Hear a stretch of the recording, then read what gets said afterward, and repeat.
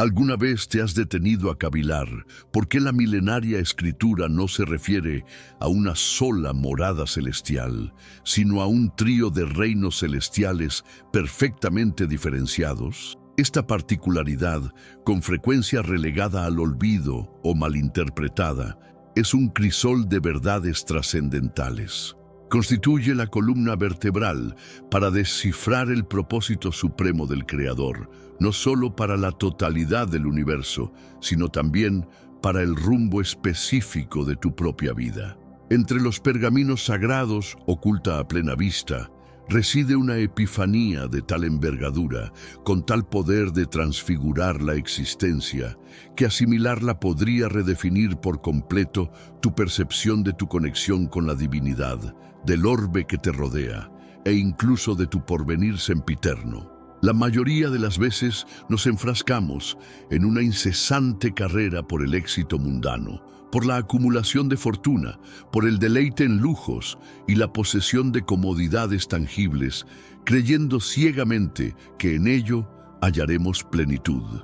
Sin embargo, déjame plantearte una pregunta crucial. ¿De qué servirán los tesoros terrenales si no te conducen a una herencia imperecedera?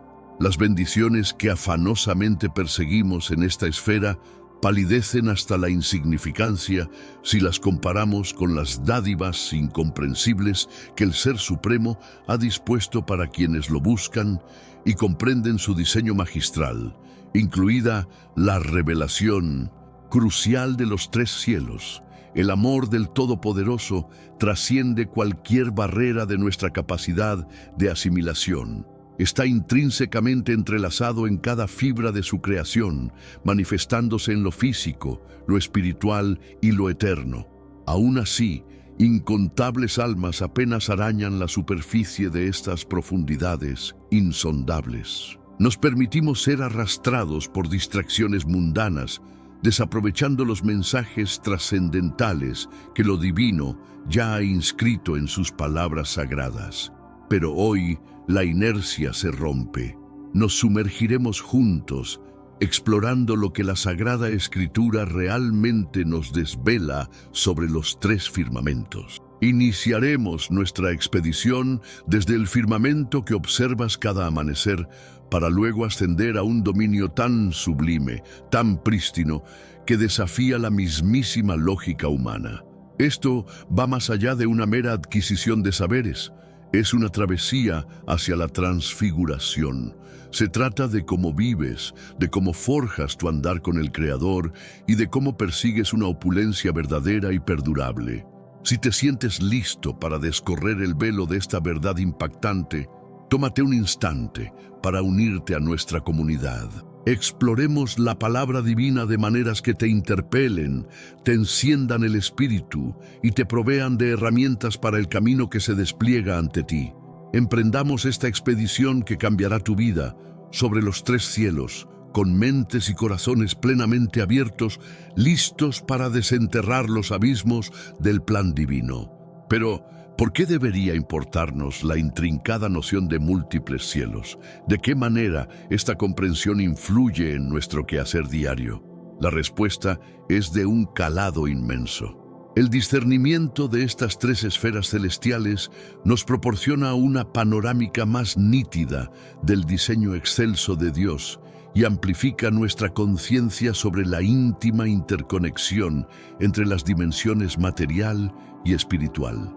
Revela el panorama completo de la intención divina, permitiéndonos transitar por la existencia con un propósito amplificado y una lucidez sin precedentes. Imagina por un momento intentar alcanzar un destino sin la mínima guía de un mapa. Probablemente vagarías sin rumbo, sumido en la incertidumbre, extraviando la senda trazada para ti.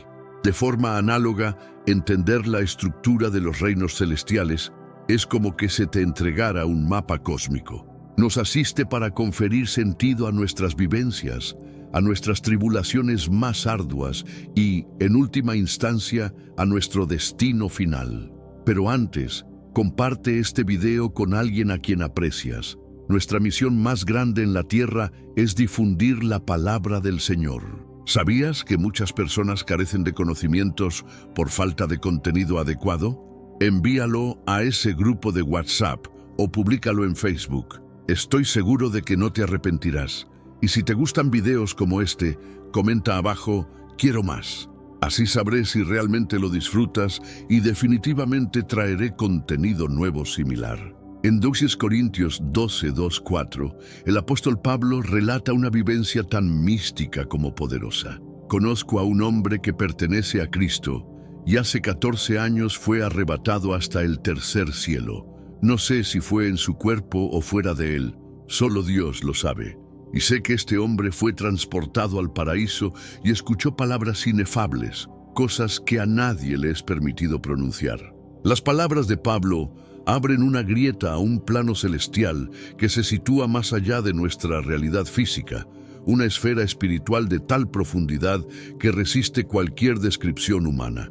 Su testimonio insinúa que el cielo no es una idea monolítica, sino una realidad dispuesta en capas. En este mundo actual, vemos cada vez más personas yendo en contra de los principios tradicionales, y parece que lo inmoral está cada vez más presente. Es común sentirse desorientado y sin rumbo. Sin embargo, aún existe un camino para recuperar la verdadera esencia y restablecer los principios éticos en nuestra rutina diaria. Si te sientes perdido en medio de la confusión y deseas más claridad, tenemos algo especial para ti, un recurso creado especialmente para ayudarte a comprender el significado de estos desafíos actuales y enfrentarlos con sabiduría y valentía. Este es el verdadero valor de Caminos de la Revelación, descifrando la Biblia por completo, un camino hacia la claridad y la serenidad a través de sus enseñanzas. Lo mejor de todo es que está disponible ahora, en el primer comentario fijado. No pierdas esta oportunidad de transformar tu vida y descubrir el propósito genuino de estos desafíos.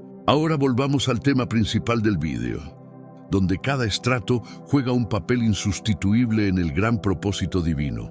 Esta es la porción más familiar y accesible de las alturas celestes para nuestra percepción. Me refiero a la vasta y sobrecogedora inmensidad del dosel azul que se extiende sobre nosotros. Es la envoltura gaseosa que abraza la superficie terrestre, donde las masas nubosas se desplazan con indolencia, las aves planean con una gracia etérea y los luceros titilan en la penumbra nocturna. Este es el reino que podemos aprehender con nuestros sentidos, observarlo, sentirlo sobre nuestra piel y experimentarlo en su plenitud. El Génesis 1:8 nos narra: y al firmamento lo llamó Dios cielos, y fue la tarde y la mañana del segundo día. Esta expansión o bóveda alude directamente al espacio atmosférico y al cielo visible, meticulosamente concebidos por el Creador como una pieza de su obra perfecta. No es meramente un telón de fondo escénico para nuestra existencia, sino un sistema de vital importancia, ingeniosamente diseñado para mantener la vida en todas sus formas. Este primer firmamento nos dispensa el aliento que respiramos, orquesta los fenómenos meteorológicos que nutren el suelo y actúa como un baluarte protector contra las inclemencias del espacio sideral. Sin su existencia, la vida en este planeta resultaría simplemente inviable. Considera el cielo como el techo de una morada. Aunque no sea nuestro destino último, cumple una función trascendental. Protege, alimenta y sostiene cada ápice de vida que yace bajo su manto. La brisa apacible que nos refresca, la lluvia que sacia los cultivos y el calor solar que infunde vitalidad, son todos testimonios fehacientes del diseño meticuloso y teleológico de la divinidad. El soberano David inmortaliza esta maravilla en el Salmo 19:1 con una belleza lírica. Los cielos proclaman la magnificencia de Dios, el firmamento anuncia la obra de sus manos. Cada alba radiante, cada formación nubosa que se transforma y cada estrella lejana da mudo testimonio de la creatividad y el poder incomparables del Altísimo. Estas maravillas cotidianas no son meras casualidades del ciclo natural, sino trazos intencionados del pincel del hacedor. Sin embargo, por vasta y deslumbrante que sea esta primera bóveda celeste, es apenas el principio, una ínfima vislumbre de algo inmensamente superior. Este firmamento visible nos insta a elevar nuestra mirada, a contemplar las esferas espirituales más recónditas, aquellas que trascienden nuestra percepción. Es el primer estrato de un designio grandioso y sagrado, una invitación a indagar en la plenitud de la creación divina y en su propósito supremo para la humanidad. Este es un reino invisible, una esfera etérea donde se desatan confrontaciones cósmicas entre las fuerzas del bien y la maldad. A diferencia de la primera bóveda celeste que podemos captar y experimentar, este segundo firmamento permanece oculto a nuestros sentidos corpóreos. Sin embargo, su realidad es irrefutable y su impacto en nuestras vidas de una profundidad abismal. Aquí es donde ángeles y entidades malignas operan, donde facciones espirituales se enfrascan en una guerra por las almas de los individuos, de las comunidades e incluso de las naciones. La Sagrada Escritura nos proporciona vislumbres potentes de este reino no perceptible. En Daniel 10, 12, 13, un ser angelical le revela a Daniel la innegable existencia de esta contienda espiritual. Entonces me dijo: no temas, Daniel, porque desde el primer día que dispusiste tu corazón a entender y a humillarte delante de tu Dios, fueron oídas tus palabras, y a causa de tus palabras yo he venido. Mas el príncipe del reino de Persia se me opuso 21 días, pero he aquí Miguel, uno de los principales príncipes, vino para ayudarme, y quedé allí con los reyes de Persia. Este pasaje desvela una verdad asombrosa. A pesar de que la plegaria de Daniel fue escuchada al instante, su respuesta se vio demorada por un ser espiritual conocido como el príncipe de Persia. Esta influencia demoníaca se opuso al mensajero divino, requiriendo la intercesión del arcángel Miguel para lograr la irrupción. Este relato pone de manifiesto cómo la resistencia espiritual puede influir directamente en nuestras vidas y posponer las respuestas divinas a nuestras súplicas. El apóstol Pablo también nos advierte sobre esta guerra silenciosa en Efesios 6:12, porque nuestra pugna no es contra adversarios de carne y sangre, sino contra principados, contra autoridades, contra los poderes que dominan este mundo de tinieblas, contra las huestes espirituales de maldad en las regiones celestiales. Pablo enfatiza que nuestras confrontaciones más significativas no son de naturaleza física, sino espiritual. Los conflictos que experimentamos en nuestras relaciones personales, en nuestra salud, en nuestras finanzas e incluso en nuestro propio ser, a menudo hunden sus raíces en esta pugna espiritual oculta. Reconocer esta realidad metamorfosea nuestra estrategia ante los desafíos. Comprender el segundo firmamento es crucial porque nos despierta a las batallas espirituales que se libran a nuestro alrededor. Nos exhorta a orar con tenacidad y a revestirnos de la panoplia completa de Dios, el cinto de la verdad para contrarrestar el engaño, la coraza de la rectitud para resguardar nuestros corazones, el escudo de la fe para sofocar las saetas encendidas de la duda y el temor, el yelmo de la salvación para blindar nuestra mente y la espada del Espíritu, que es la palabra de Dios, para repeler falacias y agresiones.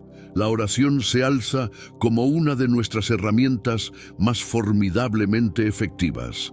La súplica constante, imbuida de fe, nos robustece y activa la intervención divina en la dimensión espiritual. Así como las plegarias de Daniel pusieron en marcha fuerzas celestiales, nuestras oraciones pueden fracturar bastiones espirituales, traer sanidad y liberar el torrente de bendiciones divinas. En esta guerra velada, debemos grabar a fuego que, aunque el adversario pueda ofrecer resistencia, el poder del Creador es inconmensurablemente superior.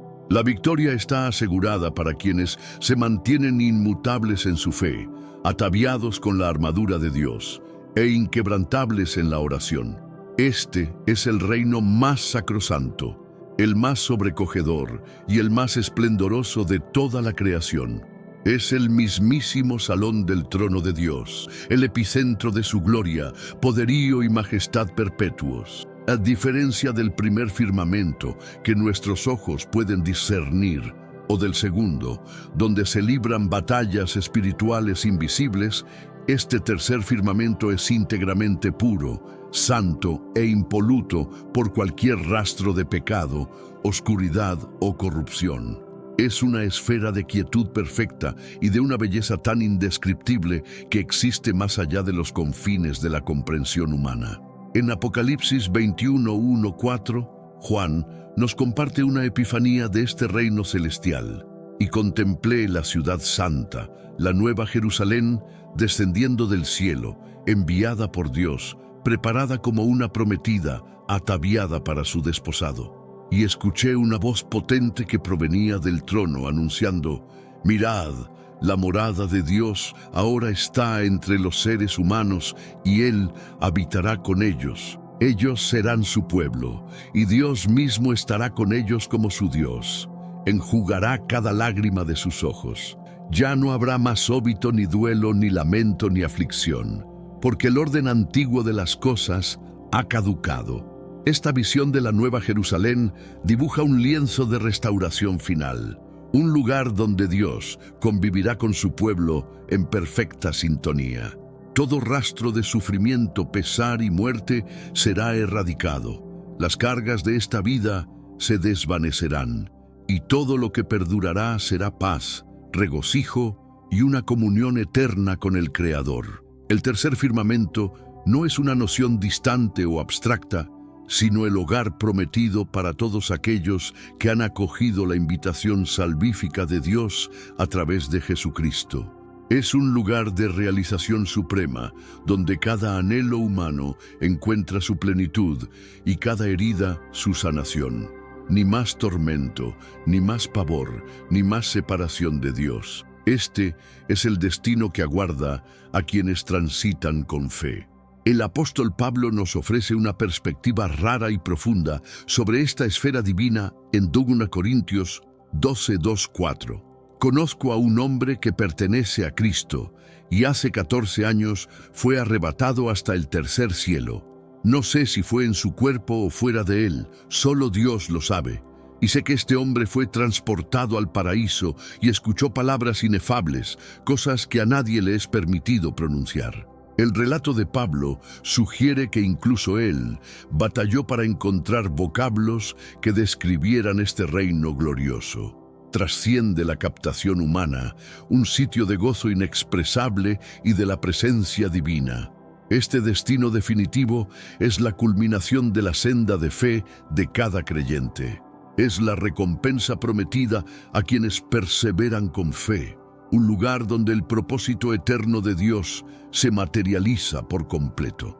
En el tercer firmamento, cada tribulación, cada dificultad y cada ofrenda realizada en esta existencia será correspondida con un gozo sempiterno en la presencia de Dios. Nos recuerda que nuestra estancia en la tierra es efímera y que algo infinitamente más grande nos aguarda. Por ardua que se torne la vida, podemos hallar solaz y fortaleza al saber que estamos predestinados a un lugar de sosiego eterno, amor perfecto y una gloria que jamás cesa. El concepto de los 3 cielos es una verdad bíblica de profunda resonancia y sumamente enriquecedora. A pesar de ello, en muchas congregaciones contemporáneas, permanece en gran medida como un territorio inexplorado. Las razones de este fenómeno son complejas y multifacéticas. Un motivo significativo es que numerosos guías espirituales adoptan una postura cautelosa al abordar temáticas que desafían interpretaciones tradicionales o que demandan una indagación teológica más exhaustiva. La idea de múltiples cielos no suele ser objeto de sermones sencillos o superficiales. pues exige una explicación meticulosa y un anclaje sólido en la Escritura. Equilibrar las referencias bíblicas al primer, segundo y tercer firmamento con una teología sólida y una comprensión espiritual puede ser un reto considerable, lo que induce a muchos pastores a centrarse en asuntos más accesibles. Adicionalmente, gran parte de la predicación moderna prioriza la salvación, la gracia y un comportamiento moral íntegro, aspectos vitales de la fe cristiana. Sin embargo, este enfoque, en ocasiones, puede eclipsar discusiones más profundas sobre las esferas espirituales y el diseño más amplio de Dios para la creación. Como resultado, los creyentes podrían no comprender cabalmente las contiendas espirituales en curso en el segundo firmamento o la gloriosa promesa del tercer firmamento. Esta laguna de conocimiento puede dejar a muchos cristianos desprovistos para la guerra espiritual que enfrentan y ajenos a la plenitud del propósito divino. No obstante, la comprensión de los tres firmamentos no es meramente una cuestión teológica, posee una aplicación profundamente práctica. Este saber empodera a los creyentes, robustece su fe y ahonda su vida de oración. Despierta una sensibilidad espiritual, ayudando a los cristianos a reconocer las contiendas invisibles que impactan sus vidas y recordándoles la esperanza perpetua que les espera en la presencia de Dios. Al abrazar esta verdad, adquirimos una comprensión más completa del plan divino, animándonos a vivir con una finalidad superior, una resiliencia inquebrantable y una esperanza renovada. Los tres reinos celestiales no son esferas aisladas o inconexas, sino que se entrelazan con una complejidad exquisita, cada una desempeñando una función vital en el inmenso propósito divino. Comprender cómo interactúan estos dominios ofrece una perspicacia abrumadora sobre nuestro viaje espiritual y el cometido del Creador para todo cuanto existe. El primer firmamento nos revela la majestuosidad de la creación divina y sostiene nuestra existencia corpórea. El segundo firmamento nos alerta sobre las batallas espirituales que moldean nuestra senda. El tercer firmamento es nuestro hogar imperecedero, donde el Altísimo ejerce su dominio en gloria. Unificadas, estas esferas desvelan un designio divino infinitamente más grandioso de lo que a menudo imaginamos. La obra creadora de Dios, el conflicto espiritual y las promesas eternas se hallan intrínsecamente ligadas, dirigiéndonos hacia nuestra morada definitiva en su esplendorosa presencia. Que esta verdad te infunda el ánimo para vivir con determinación. Mantente inquebrantable en tu fe y anticipa con fervor la gloria sempiterna de Dios. Si este mensaje ha conmovido tu corazón, te insto a compartirlo con otros que puedan precisar un recordatorio de la magnificencia divina. Además, te invito a unirte a nuestra comunidad para más revelaciones que nutrirán tu espíritu. Continuemos fortaleciéndonos juntos en la fe. Gracias por acompañarnos en esta travesía. Hasta nuestro próximo encuentro. Que camines en la paz de Dios y que tu vida cumpla su propósito sagrado. Que el Señor te bendiga. Prepárate para una revelación que desafía los límites de lo conocido. El libro de Enoc es un manuscrito extraordinario que nos brinda una ventana privilegiada a las bóvedas celestiales, descorriendo el velo sobre su arquitectura, sus habitantes y sus propósitos, todo ello a través de los ojos del propio Enoc. Arrebatado a esferas más allá del ámbito terrenal mientras aún vivía, el periplo de Enoc por el cosmos es un testimonio rotundo de su intachable rectitud y del inmenso favor divino. En esta minuciosa crónica te guiaré a través de los 10 firmamentos descritos en el libro de Enoc, realzando las visiones que te dejarán sin aliento y las enseñanzas que nos transmiten hoy. Antes de que nos sumerjamos, permíteme una clarificación esencial. Mi objetivo primordial es conducirte hacia una unión más profunda con el Ser Supremo. Mi intención, bajo ningún concepto, es fomentar la veneración de ángeles o de cualquier criatura celestial, sino única y exclusivamente glorificar a Dios, quien es el creador y soberano absoluto de toda la existencia. Dicho esto, emprendamos la exploración de los cielos a través de la singular mirada de Enoc. El relato de Enoc se inicia con una premisa asombrosa. Fue uno de los escasos mortales en la historia que ascendió a la esfera celeste en vida. La Sagrada Escritura consigna a otro individuo, el profeta Elías, quien también fue llevado al cielo sin experimentar el gusto de la muerte. Conforme al preludio del libro de Enoc, Dios seleccionó a este hombre sabio y hábil artífice para que contemplara su reino. Esto no fue una mera quimera. Se trató de una incursión de primera mano en las dimensiones más sublimes de la existencia. El texto sagrado declara: el Señor se lo llevó consigo, inundado de amor por él, para que pudiese atestiguar el inconmovible y glorioso dominio del Dios omnipotente, las rutilantes huestes de sus siervos y su trono inamovible. Enoc estaba destinado a contemplar la vastedad de los componentes celestiales, la precisa organización de las falanges angélicas, las melodías eternas de los querubines y la belleza inefable de la luminiscencia que envuelve al Señor. El favor divino derramado sobre Enoc fue incomparable, y a través de su visión se nos concede un atisbo excepcional de los intrincados mecanismos que operan en el cielo. Enoc rememora que todo comenzó con una ensoñación que lo dejó profundamente perturbado. En ella vislumbró dos entidades colosales, distintas a cualquier cosa que hubiera presenciado. Al despertar, esos mismos seres se hallaban de pie junto a su lecho, irradiando un fulgor majestuoso y sobrecogedor. Enoc los describe así: sus semblantes resplandecían como el sol, sus miradas ardían como lámparas ígneas, y de sus bocas manaba fuego. Sus atavíos destellaban con un brillo inusitado, y sus alas fulguraban más que el oro puro. Sus manos eran de una blancura más allá de la nieve. Atemorizado, Enoc se postró ante ellos. Su rostro se desfiguró por el pavor. Las entidades lo tranquilizaron, pronunciando: «No temas, Enoc, cobra ánimo. El Dios eterno nos ha despachado a tu encuentro. Hoy ascenderás con nosotros al firmamento».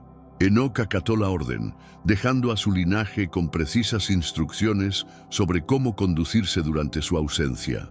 Los emisarios divinos entonces lo elevaron, transportándolo hacia las alturas celestes sobre sus imponentes alas. El viaje de Enoc a través de las bóvedas celestiales comenzó en el primer firmamento, una región ubicada justo por encima de la expansión que separa las aguas superiores de las inferiores. Esta noción de una vasta bóveda tiene sus raíces en el libro de Génesis 1:7, donde la Escritura la describe como una estructura inmensa, semejante a una cúpula, creada por Dios durante la formación del mundo. Al adentrarse Enoc en esta planicie etérea, quedó de inmediato sobrecogido por la magnitud de lo que contemplaba: un océano ilimitado, superando en tamaño y esplendor a cualquier masa de agua terrestre.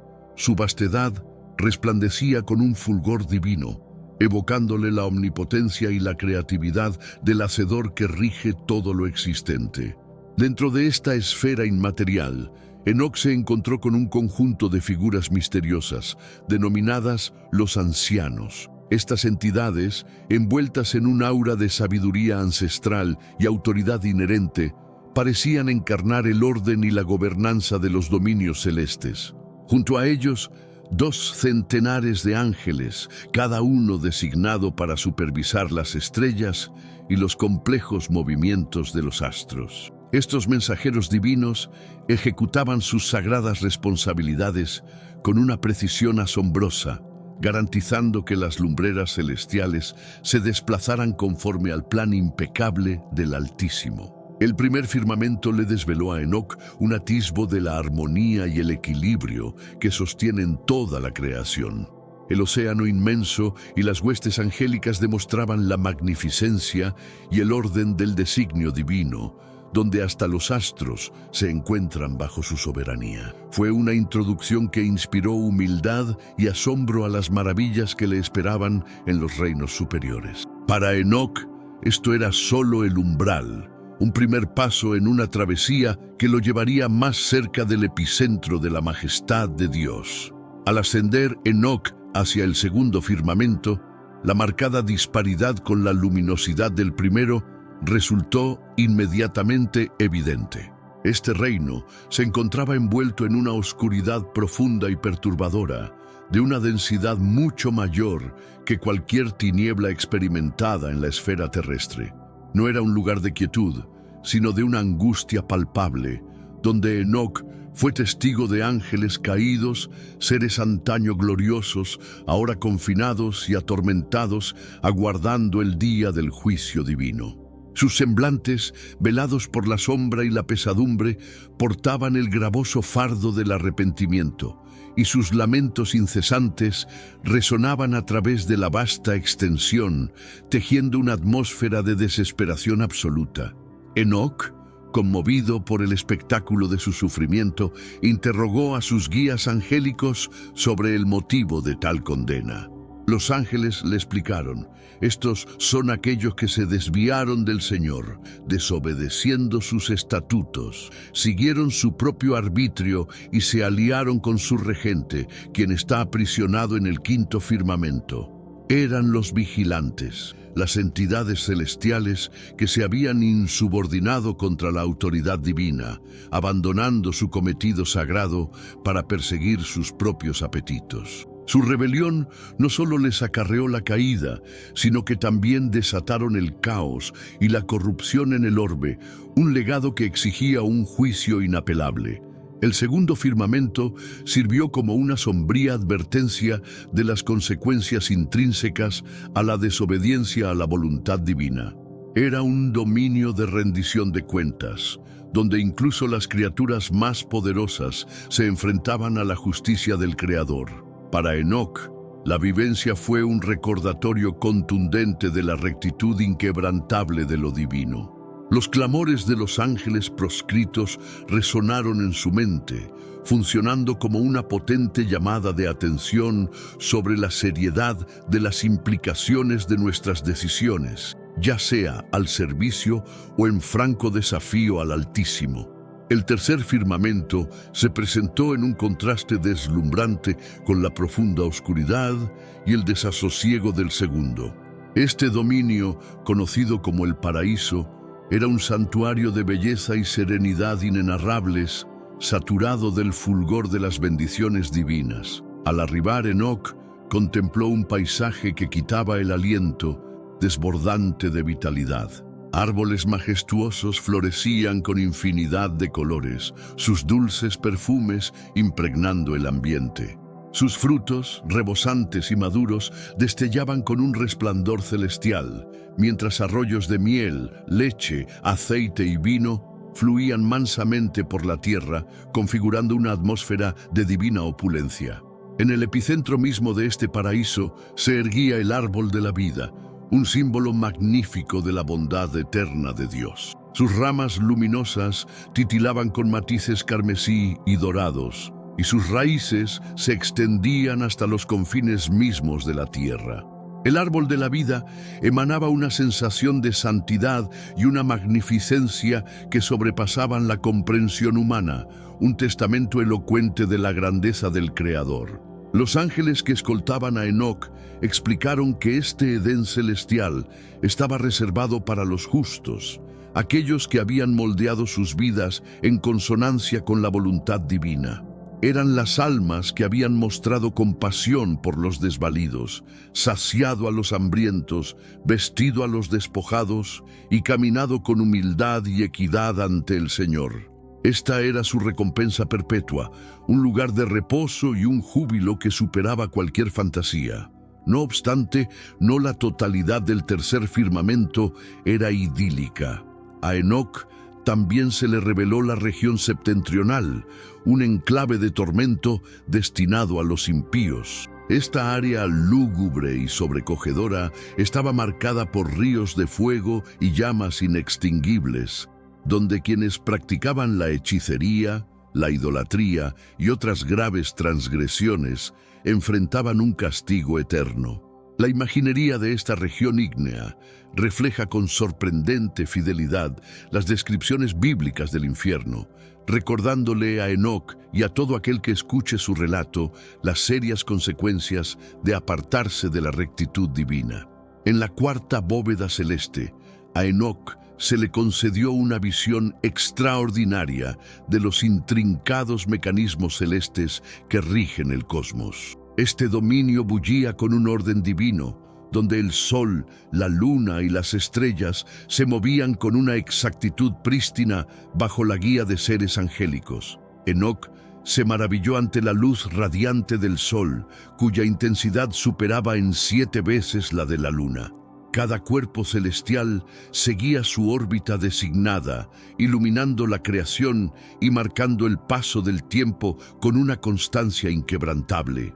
Enoc observó legiones de ángeles dedicados al sol y a la luna, asegurando que sus desplazamientos fueran armoniosos y exactos. Estos mensajeros divinos ejecutaban sus sagradas tareas con diligencia, dirigiendo los cuerpos celestes en sus revoluciones y manteniendo el equilibrio de los cielos. Con asombro describe: 4 astros gigantes acompañaban al sol, cada uno comandando 1.000.000 de estrellas bajo su égida.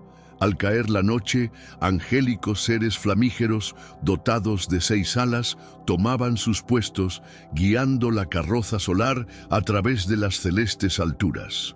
La cuarta bóveda celeste reveló a Enoc la complejidad sin par de la creación divina. No fue solo el fulgor del sol o el resplandor plateado de la luna lo que lo asombró, sino la meticulosa orquestación detrás de cada movimiento. Los astros, las corrientes de aire y las lumbreras celestiales se desplazaban al unísono, un testimonio irrefutable de la sapiencia y el poder del Creador. Esta epifanía fue un recordatorio profundo del orden divino que gobierna el universo.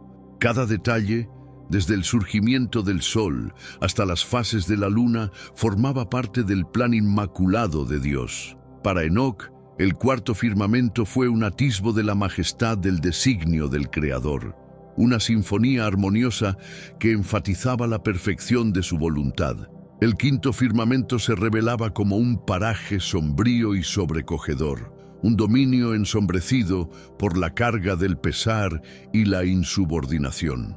Aquí, Enoc se encontró con los Grigori, también conocidos como los vigilantes, seres celestiales que en un tiempo habían ostentado roles sublimes en el orden divino de Dios. Estas entidades, originalmente creadas para velar por la humanidad, habían desertado de sus responsabilidades celestiales. Arrastrados por el deseo, descendieron a la tierra, tomaron esposas humanas y engendraron a los Nefilim, una estirpe de gigantes cuya presencia sembró corrupción y violencia en el mundo. Enoc contempló a los Grigori, erguidos en un silencio sepulcral, sus formas colosales inmóviles y sin vida. Sus semblantes se veían marchitos, surcados por el dolor y el arrepentimiento. Quienes antaño fueran radiantes y gloriosos, ahora portaban las cicatrices de su caída, agobiados por la devastación que habían provocado en la tierra.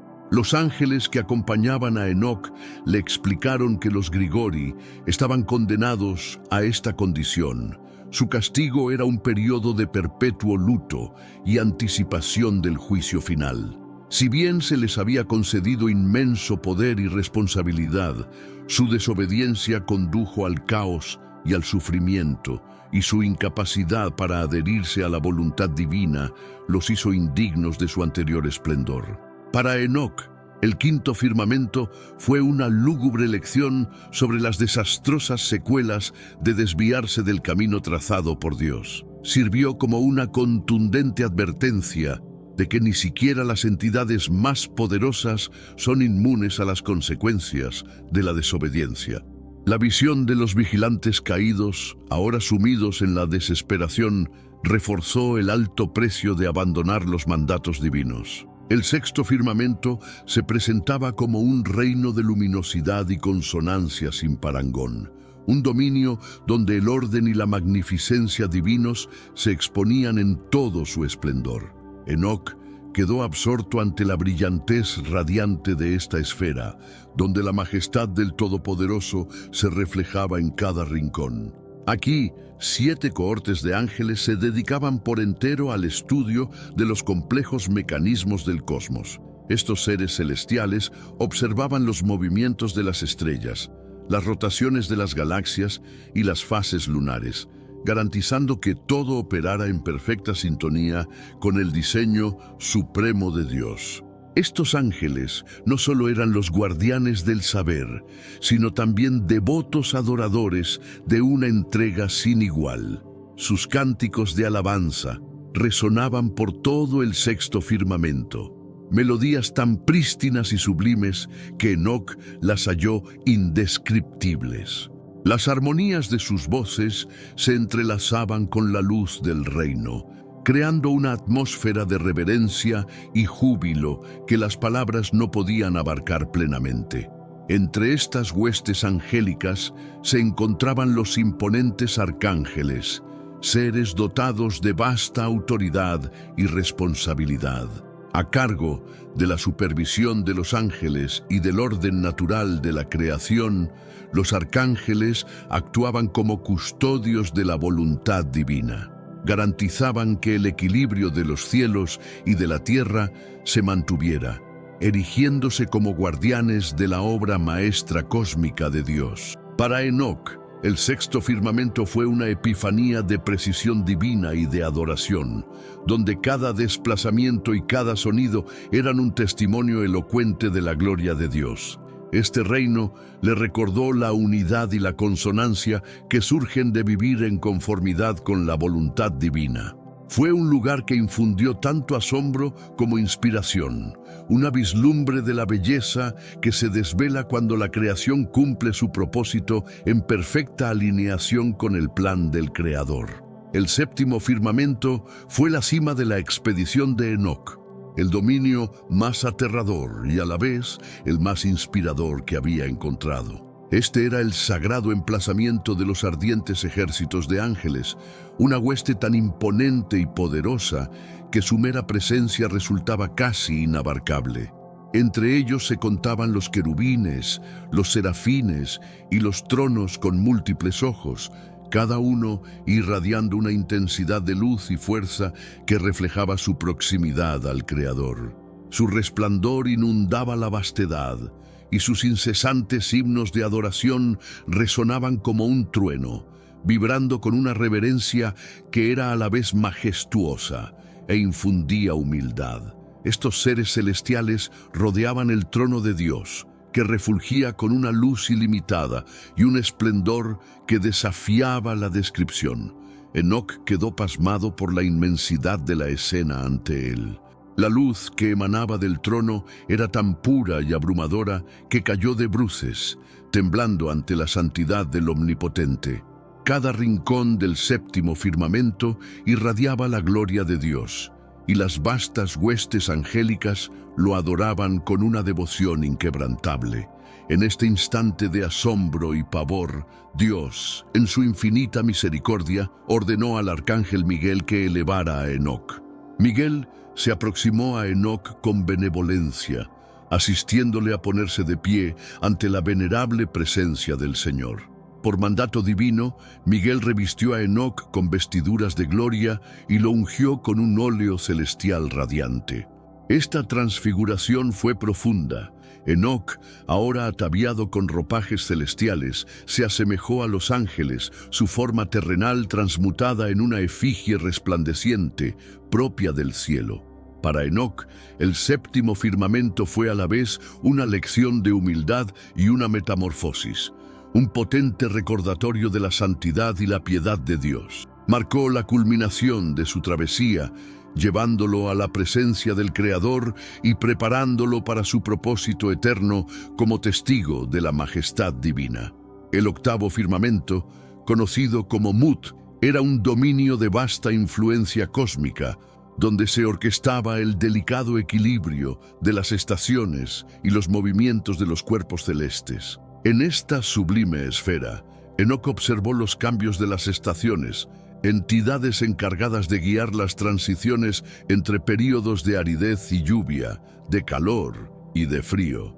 Aquí, los ciclos de la naturaleza se armonizaban con una precisión divina, asegurando que la tierra continuara floreciendo bajo el orden inmaculado del Creador. A la par de estos cambios, las trayectorias zodiacales eran meticulosamente gestionadas, influyendo en el ritmo de las esferas celestiales y su interconexión con el mundo creado inferior. El noveno firmamento, denominado Cabeim, servía como la morada celestial de las constelaciones. Este reino constituía el mapa cósmico de los astros, un santuario para los patrones vastos e intrincados que salpican el cielo nocturno. Cada constelación, desde su más ínfimo detalle hasta su configuración más grandiosa, residía aquí, irradiando una luminosidad que atestiguaba la infinita sapiencia del Creador. En Cabeim, la disposición de las constelaciones se preservaba, sus cursos establecidos en perfecta consonancia con la voluntad divina. Aunque estas esferas celestiales se describen sucintamente en el relato de Enoc, su trascendencia es incalculable. Conjuntamente, el octavo y el noveno firmamento demuestran la íntima conexión del cosmos y la tierra, donde cada movimiento de las alturas celestiales influye directamente en la vida terrenal.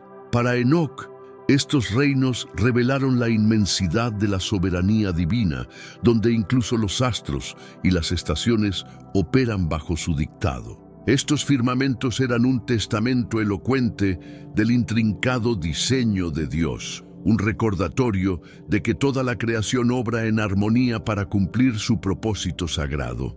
Finalmente, Enoc fue transportado al décimo firmamento, el más elevado de todos los dominios, donde Dios mismo mora en una gloria y majestad sin igual. Este fue el punto culminante de su odisea, el sagrado santuario del Creador. Al contemplar la presencia divina, Enoc describió su rostro irradiando un brillo inenarrable, incandescente como hierro fundido extraído de un horno ardiente, emanando chispas y llamas.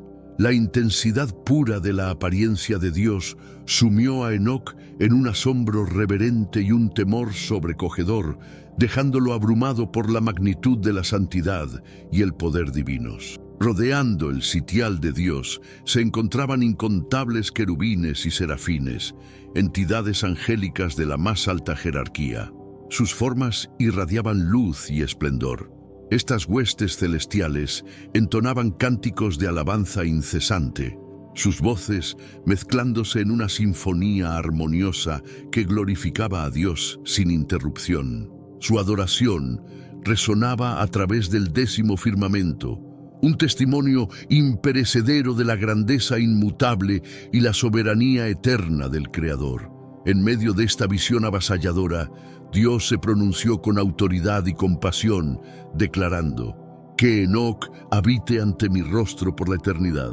Por su mandato, Enoc fue transfigurado. El arcángel Miguel lo revistió con indumentarias celestiales y lo ungió con un óleo divino radiante que emanaba el fulgor de las estrellas. Ya no atado por las limitaciones terrenales, Enoc fue hecho semejante a los ángeles, su forma humana reemplazada por una semejanza celestial resplandeciente.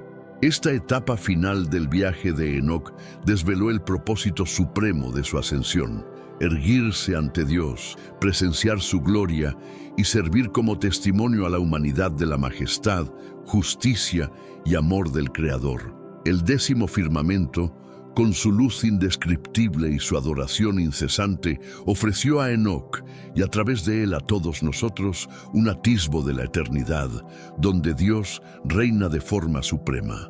La Odisea de Enoc, a través de los reinos celestiales, se erige como una prueba rotunda de la magnificencia, la rectitud y la clemencia del Altísimo. Cada dominio que visitó desveló una nueva faceta del carácter divino, su implacable justicia, su compasión ilimitada y su diseño intrincado para la totalidad de la creación. A través de la perspectiva de Enoc, presenciamos las severas repercusiones de la insurrección y el sufrimiento perpetuo que aguarda a quienes se apartan de Dios. Al mismo tiempo, se nos recuerda la inefable recompensa destinada a los justos, a aquellos que viven en obediencia y consagración al Ser Supremo. Que la travesía de Enoc te inspire a acercarte más a Dios, profundizando tu fe y robusteciendo tu compromiso de transitar por sus senderos. Que te imprima la memoria de la gloria eterna que espera a quienes eligen la rectitud y la seriedad de vivir una existencia alineada con sus preceptos. Si esta exploración ha tocado tu espíritu, considera compartirla con otros que puedan necesitar un recordatorio de la grandeza divina. Juntos, honremos y glorifiquemos a aquel que gobierna soberanamente sobre el cielo y la tierra, el Dios Todopoderoso. La muerte es una certeza que cada alma nacida en este orbe debe afrontar. La Sagrada Escritura nos enseña que el óbito penetró en la existencia por medio de la transgresión, y por esta senda la muerte alcanzó a todo ser humano, pues todos pecaron. Es una verdad ineludible de la que no podemos escapar. Cada uno de nosotros, indefectiblemente, un día se confrontará con su propia finitud, una realidad que puede ser ardua de comprender y aún más difícil de asimilar. Pero, ¿y si existiera una excepción a esta inexorable regla? ¿Qué tal si, entre las páginas de los textos sagrados, hallamos narraciones de hombres que desafiaron la inevitabilidad de la tumba? Varones que esquivaron el paso por el sepulcro y fueron arrebatados en modos insólitos y prodigiosos, sin conocer la muerte en absoluto. Tales historias, créeme, existen en el compendio bíblico. Hay tres figuras cuyas vidas y singulares partidas de este plano existencial nos plantean enigmas que cautivan la imaginación y despiertan un profundo interés. ¿Quiénes fueron estos individuos y qué los hizo tan especiales como para no experimentar el fin de la vida como el resto de la humanidad? Acompáñanos en una travesía fascinante para desvelar los secretos que yacen tras sus asombrosos relatos y explorar aquello que los diferenció del común de los mortales. La vida de Enoc constituye una de las epopeyas más intrigantes y veladas que nos legó la Biblia. Aunque su denominación figura de manera concisa en el Génesis, su existencia y el modo singular en que abandonó esta esfera han encendido la curiosidad de académicos, teólogos y fieles por centurias. La historia de Enoc no se limita a la crónica de un hombre que vivió una existencia sobresaliente. Es un fresco de fe inquebrantable, de devoción absoluta y de una relación con el Todopoderoso que trasciende la comprensión humana, brindándonos lecciones de valor inestimable para el presente. Enoc habitó en una era donde el mundo se hallaba sumido en la ignominia. Las Escrituras nos narran que, en su tiempo, la condición de la humanidad había tocado su punto más abyecto. En Génesis 6:5 se lee: «Y vio Jehová que la maldad del hombre era mucha en la tierra, y que todo designio de los pensamientos del corazón de ellos era de continuo solamente el mal». Fue un periodo de corrosión moral donde los espíritus de la gente estaban consumidos por la iniquidad. No obstante, en medio de esta penumbra generalizada, un individuo se distinguió: Enoc. Él era el bisabuelo de Noé, aquel que más tarde sería un eslabón crucial en el plan divino para la salvación de la humanidad. Fue el séptimo descendiente de Adán, nacido en el linaje piadoso de Set. Esta estirpe, aunque no exenta de adversidades, contrastaba marcadamente con los descendientes de Caín, cuya rebeldía contra Dios signó los albores de la historia humana. Enoc A diferencia de gran parte de sus contemporáneos, tomó una resolución deliberada de andar con Dios. Su fe se erigía en una antítesis rotunda a la cultura circundante, donde las intenciones y actos de las personas eran incesantemente corruptos. La determinación de Enoc de caminar con Dios no fue meramente una pasividad. La Sagrada Escritura no solo asevera que acató los mandamientos divinos, sino que vivió en una comunión incesante y profunda con Él. Génesis 5:22 afirma: «Y caminó Enoc con Dios 300 años, después que engendró a Matusalén». Andar con Dios implicaba que cada faceta de la vida de Enoc estaba modelada por su vínculo con el Creador. No era una conexión superficial, sino una interacción profunda y sostenida. La vida de Enoc no se reducía a un mero catálogo de acciones justas o rituales religiosos. Era el reflejo de un corazón que latía al unísono con la voluntad divina. La clave para descifrar la existencia extraordinaria de Enoc y su subsiguiente partida de este plano yace en su fe. Hebreos 11:5-6 encapsula con hermosa elocuencia la quinta esencia de su vida. Por la fe, Enoc fue trasladado para no ver muerte, y no fue hallado, porque lo trasladó Dios, y antes de su traslación tuvo este testimonio: haber agradado a Dios. La fe de Enoc no era inerte, era vital y activa. Su creencia en el Todopoderoso no era un concepto abstracto, sino que estaba profundamente arraigada en sus elecciones y acciones diarias. Es vital comprender que la fe de Enoc fue su distintivo en medio de una cultura permeada por el pecado. En un mundo donde la maldad proliferaba y la desobediencia a Dios era la norma, la vida de Enoc se erigió como un testimonio viviente de lo que implica vivir por la fe.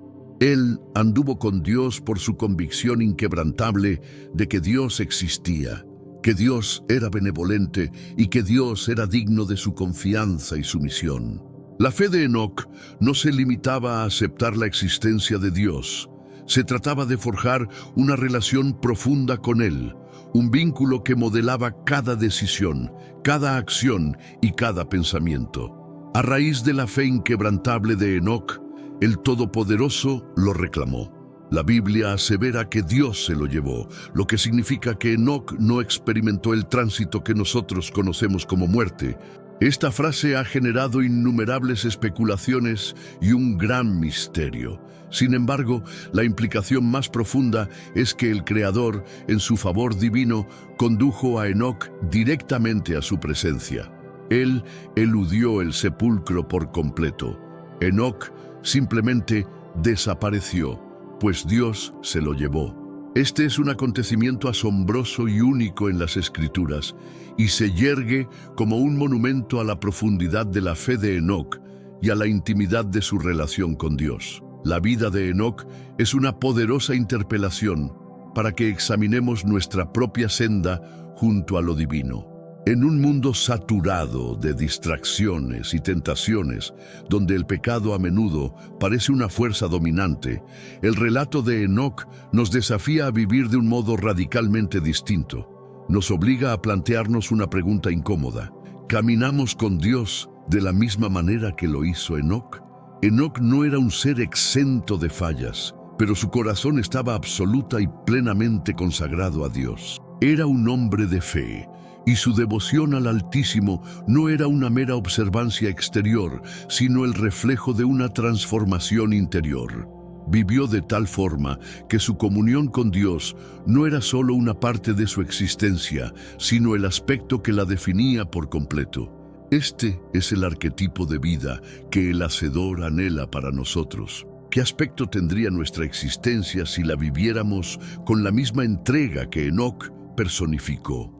Y si pudiéramos avanzar tan cerca de lo divino que nuestras vidas también proyectaran su presencia de tal modo que la muerte careciera de dominio sobre nosotros. Ciertamente, somos conscientes de que el óbito es una pieza inherente a la experiencia humana y no todos conoceremos el mismo destino que Enoc. Sin embargo, su historia es un faro que nos recuerda que Dios posee el poder de transfigurar nuestras vidas de formas extraordinarias y que la fe en Él nos conduce a una conexión que trasciende las limitaciones físicas de este mundo. La vida de Enoc nos instruye que es factible llevar una existencia que complazca a Dios, incluso en un orbe saturado de pecado. Su relato nos estimula a buscar una unión más profunda con nuestro Creador, una relación que va más allá de la mera observancia religiosa y se adentra en la esfera de la verdadera comunión. Cuando caminamos con Dios, como lo hizo Enoc, descorremos la puerta para que Él obre en nuestras vidas de maneras que escapan a nuestra imaginación. En suma, el singular tránsito de Enoc de la vida a la gloria funge como un recordatorio contundente del poder de la fe y de la imperiosa necesidad de cultivar un lazo profundo e íntimo con el Creador. Nos conmina a ponderar cómo estamos transitando por la existencia hoy y nos reta a reflexionar sobre la esencia de nuestra conexión con nuestro Hacedor. La vida de Enoc nos impulsa a cuestionarnos. ¿Avanzamos en proximidad con Dios? ¿Vivimos por fe de una manera que refleje nuestra confianza y consagración a Él? El legado de Enoc no solo se refiere a la eventualidad de una partida inusual de esta vida, sino a la irrefutable verdad de que una vida entregada a caminar en cercanía con Dios será siempre una que le sea grata. La epopeya de Elías es un compendio de valor titánico, fe inquebrantable e intervención sobrenatural. Elías sirvió como profeta en la tierra de Israel en una época en que la nación había renegado de Dios, sucumbiendo a una profunda degradación espiritual y a una idolatría rampante. Su existencia y ministerio estuvieron signados por acontecimientos espectaculares, pero fue su partida de este plano, arrebatado en un torbellino de llamas, lo que permanece como uno de los pasajes más asombrosos de las Escrituras. Este suceso excepcional nos invita a meditar sobre la increíble trayectoria de Elías y las enseñanzas que podemos extraer de su audaz fe y su confianza inamovible en el Ser Supremo. El ministerio profético de Elías se desplegó durante el reinado del monarca Acab y su consorte, la reina Jezabel, dos de las figuras más corruptas en la historia de Israel. Su gobierno condujo a la nación por una senda sombría, promoviendo la veneración de Baal, una deidad espuria. Esta idolatría y la corrupción generalizada entre el pueblo de Israel contrastaban con la esencia del único Dios verdadero. En medio de este declive espiritual, Elías emergió como un profeta solitario, resuelto a alzar su voz contra la iniquidad que había engullido a su nación. Uno de los episodios más relevantes en el ministerio de Elías fue su confrontación con los 450 profetas de Baal en el Monte Carmelo. El desafío se estableció para discernir cuál deidad era verdaderamente el Señor. Los profetas de Baal clamaron a su Dios durante horas, pero ninguna respuesta se manifestó. Entonces Elías, en un acto de fe inconmovible, invocó al Dios de Israel. Empapó su sacrificio con agua para hacer la prueba aún más improbable. Cuando elevó su súplica, Dios respondió de inmediato con fuego del cielo que consumió la ofrenda, demostrando sin lugar a dudas que Yahvé es Dios. Esta imponente manifestación del poder divino fue un momento decisivo en la vida y el ministerio de Elías. No obstante, la victoria de Elías tuvo un costo elevado. La reina Jezabel, furiosa por su desafío a Baal y a sus profetas, juró cegar su vida. Elías, ahora un hombre bajo la mira, huyó al páramo, exhausto y temiendo por su vida. En un instante de profunda desesperación, Elías suplicó la muerte, sintiendo que su misión había sido en vano. Pero el Altísimo, en su compasión, envió un ángel para socorrer a Elías, proveyéndole sustento y agua, restaurando sus energías para la travesía que le aguardaba. La crónica de Elías es un ejemplo gráfico de cómo incluso los siervos más devotos de Dios pueden experimentar momentos de incertidumbre y desánimo. Aún así, Dios está siempre presente para brindar aliento y fortaleza. A medida que el periplo terrenal de Elías llegaba a su fin, el Creador le impartió directrices precisas. Debía investir a Eliseo como su sucesor. Juntos, Elías y Eliseo cruzaron las aguas del río Jordán, y mientras avanzaban, un prodigio se manifestó. Una carroza ígnea apareció, tirada por corceles de fuego, y Elías fue elevado hacia la esfera celestial en un torbellino. Este acontecimiento trascendental no solo representó una culminación dramática del ministerio de Elías, sino también una señal palpable del poder y la presencia divina. Eliseo, quien había seguido a Elías con lealtad inquebrantable, fue testigo de este suceso extraordinario.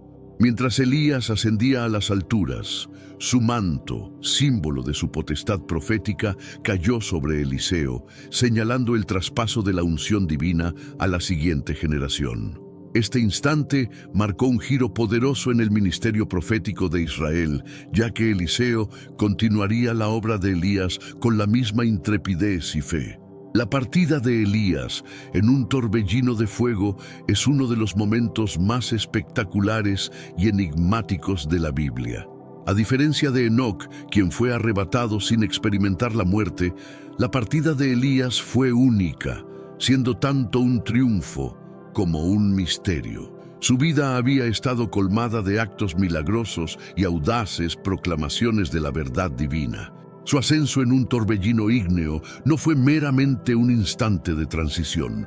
Fue una demostración profunda de la presencia activa de Dios en el mundo y un recordatorio de que el poder divino no se halla constreñido por las limitaciones de esta existencia.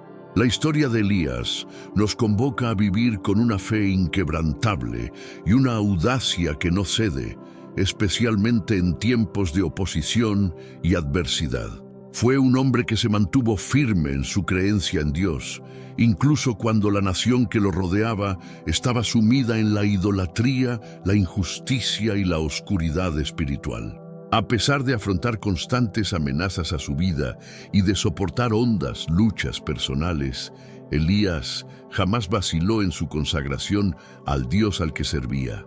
La existencia de Elías es un faro potente que nos muestra que Dios emplea a aquellos dispuestos a erguirse por su verdad, sin importar el precio. Él encaró desafíos colosales, pero el vigor de Dios siempre lo acompañó. Su relato nos instruye que, al igual que Elías, estamos llamados a enunciar con valentía la verdad divina, incluso cuando pareciera que el mundo se vuelve en nuestra contra. La confianza inquebrantable de Elías en la omnipotencia y el propósito de Dios nos provee un ejemplo inspirador de cómo nosotros también podemos vivir con coraje frente a la oposición. El torbellino de fuego que transportó a Elías al cielo fue un testimonio postrero del poder de Dios y de su presencia ininterrumpida con su pueblo. No fue una mera partida milagrosa, fue una señal de que la obra de Dios continuaría incluso después de que Elías ya no estuviera. Eliseo asumiría el manto y proseguiría la tarea. Pero la impronta de Elías permanecería como un baluarte de fe y coraje para las generaciones venideras. En nuestras propias vidas, el legado de Elías nos impele a vivir audazmente para el Creador, a confiar en su potestad y a permanecer fieles incluso ante los retos. Al igual que Elías, quizás no siempre vislumbremos resultados inmediatos o éxito en nuestros esfuerzos, pero podemos tener la certeza de que Dios está obrando, aunque no podamos percibirlo. Su ejemplo nos compele a dar pasos de fe, sabiendo que el Altísimo nos empoderará para mantenernos firmes en nuestras convicciones. En resumen, la vida de Elías y su espectacular ascensión en un torbellino de fuego sirven tanto de acicate como de estímulo. Se nos convoca a vivir con la misma intrepidez, fe y confianza en Dios que Elías demostró a lo largo de su ministerio. Al encarar las pruebas y las seducciones de este mundo, recordemos que Dios está siempre con nosotros, tal como estuvo con Elías, y que nuestra obediencia fiel a Él forjará una herencia perdurable para aquellos que nos sigan. La leyenda de Melquisedec se erige como una de las crónicas más insondables y cautivadoras de la Biblia. Su aparición, sorpresiva en el Génesis 14, en medio de un conflicto entre reinos del antiguo Oriente Próximo, y su doble investidura como soberano y oficiante sacro, lo distinguen como una figura sin par en la narrativa bíblica. Su emergencia súbita y la completa ausencia de cualquier registro genealógico, ni vestigios de su alumbramiento ni de su deceso, siembran una profunda curiosidad, y su doble función como rey y sacerdote lo posiciona como un personaje crucial en el despliegue del plan divino para la humanidad. El nombre de Melquisedec conlleva un significado profundo, ya que su traducción es Rey de Justicia.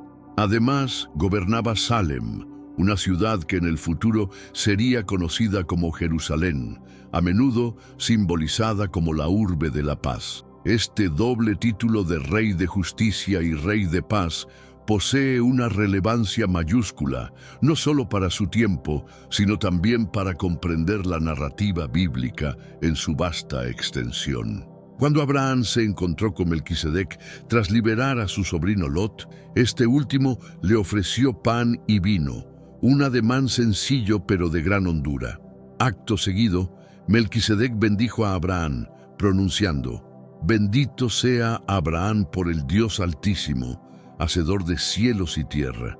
En respuesta a esta bendición, Abraham entregó a Melquisedec la 10ª parte de todo el botín obtenido en su triunfo. Este acto de dar el diezmo fue significativo, ya que simbolizaba el reconocimiento de la autoridad y el favor divino de Melquisedec. Su bendición a Abraham y la ofrenda subsiguiente de Abraham ilustran una profunda veneración por los roles sacerdotales y regios de Melquisedec.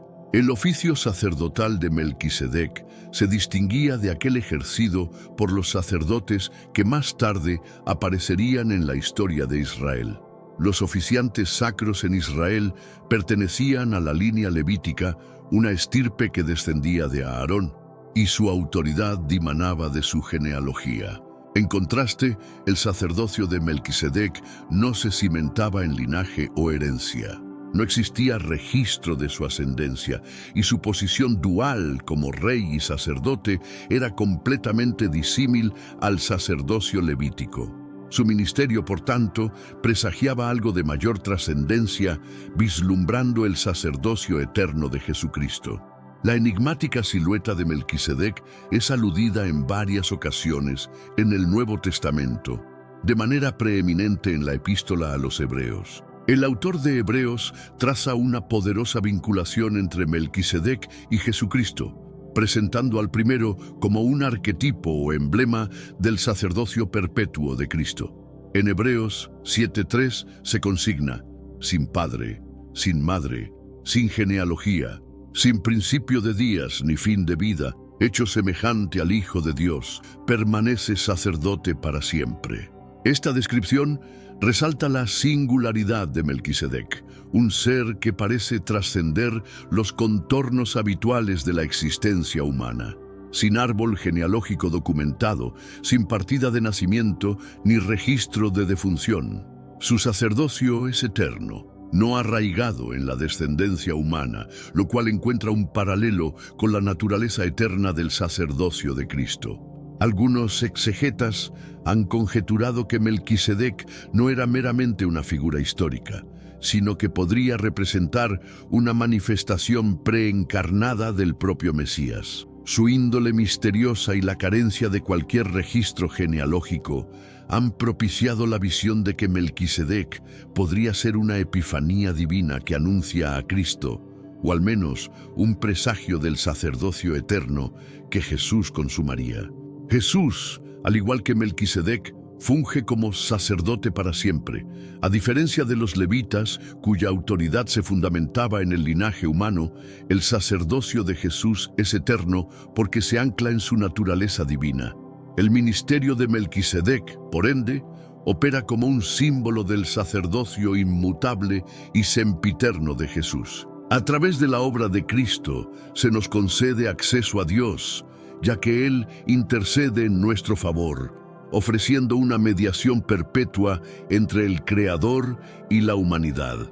La conexión entre Melquisedec y Jesús subraya la índole inmutable del pacto divino con su pueblo.